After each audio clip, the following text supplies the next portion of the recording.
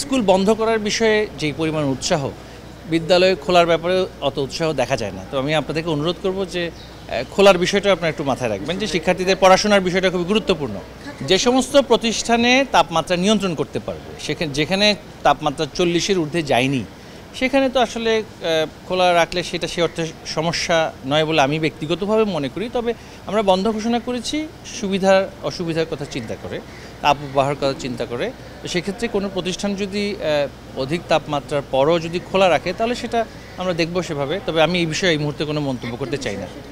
তবে স্কুল বন্ধ করার বিষয়ে যেই পরিমাণ উৎসাহ বিদ্যালয় খোলার ব্যাপারে অত উৎসাহ দেখা যায় না। তো আমি আপনাদেরকে অনুরোধ করব যে খোলার বিষয়টা আপনারা একটু মাথায় রাখবেন যে শিক্ষার্থীদের পড়াশোনার বিষয়টা খুবই গুরুত্বপূর্ণ, সমন্বয়হীনতা নয়। প্রাথমিকের যে সময়ের মধ্যে শেষ হয় সেই সময়ের মধ্যে সেই ধরনের ঝুঁকি না থাকায় সেটা খোলা রেখেছি।